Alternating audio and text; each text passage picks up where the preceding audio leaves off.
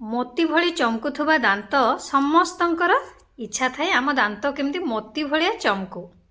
आउ दांत पई आम मुहटी सुंदर देखा जाई थाए। सुंदर हस जोगु जीवन रे आत्मविश्वास और सार्वजनीन स्थान रे आमको खुशी अनुभव होई थाए।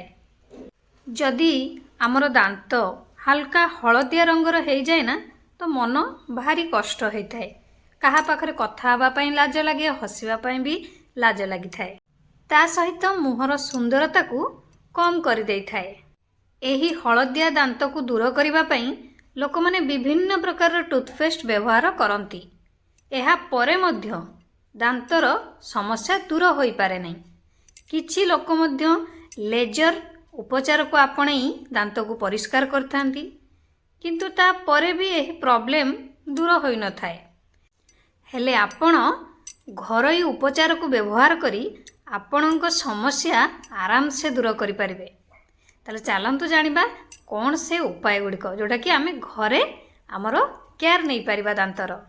जेउ लोक माने तांको दांतर ठीक भावे जत्न नियंती नाही, खाई सारिबा परे भल भाबरे ब्रश करंती नाही, सेमानक दांत हलदिया पड़ी जाए। एहा परे मध्य सेमाने जोटा कि जदि अधिक सिगारेट किंबा गुटका, चा, कॉफी ए सब जो माने खाई थांती सेमानक दांत हलदिया रंग हो जाए। एथिपाई समय गड़िबा सहित आपणकर दांत दुर्बल मध्य हो जाए। ता सहित शीघ्र झड़ी पड़िबार आशंका रही थाए। ताहले चलंतु एबे आमे घरोई उपचार सहायता रे केमती आमर कला हेथौ बा हलदिया हेथौ दांत को आमे धड़ा और सुंदर करि परिबा से विषय रे वीडियो माध्यम रु जानिबा। गुड आफ्टरनून आपण समस्त को मो तरफ नमस्कार। आशा करछि आपण माने समस्त भलरे थिबे। ताले चलंतु वीडियो आरंभ करिबा। किंतु वीडियो आरंभ करबा पूर्वरु आपण मानक भितर केहि जदि आज मो चैनल ले नुआ थांती ताहले प्लीज प्रथम मो चैनल को सब्सक्राइब कर दियंतु, पाखरे थिबा बेल आइकन को क्लिक करंतु, जहा फल रे मो नुआ नुआ वीडियो रो नोटिफिकेशन आपण मानक पाखरे खूब शीघ्र पहुंची जिवो। ताले चलंतु वीडियो आरंभ करिबा। फास्ट उपाय रे लिंब दांत काठी को व्यवहार कले आपणक दांत सफा हेबा सहित दांतर हलदिया रंग मध्य दूर होई थाए। लिंब काठी को गोटे सप्ताह व्यवहार करिबा द्वारा आपणक दांत मजबूत हेबा सहित हलदिया रंग दूर होई थाए दांतर। सेकेंड रे नड़िया तेल मध्य दांत पई बहुत लाभदायक। सेथिपई आपण पाटी रे अल्प नड़िया तेल नेई ताकू मुहरे चारियाडे भल भाबरे दांत रे लगेई देबे। आंगुली सहायता रे 15 मिनिट पर्यंत छाड़ी देबे।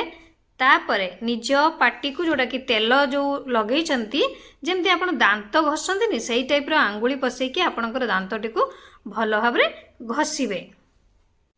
आपण जमती लक्ष्य करथिबे आपणक दांतर सबु भागरे जमती आपणकर आंगुली रे जो तेल लगेचंती सेटा छोइबा निहाती दरकार। तापरे आपण माने आपणकर पाटी को धोई देबे। नड़िया तेल गोटे ऑर्गेनिक एवं नेचुरल टीथ व्हाइटनर भाव काम करे, जहा फल रे आपणकर हलदिया दांत बा कला दांत सबु किछि सफा कर दिए।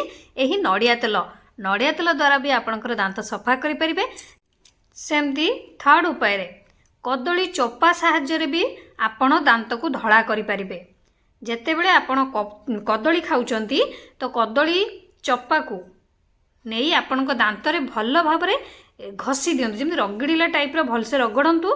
प्रतिदिन जदि एपरि भाबे आपण माने गोटे सप्ताह पर्यंत करिवे ना ताहले आपणकर दांत पूरा पूरी सफा हो जिवो।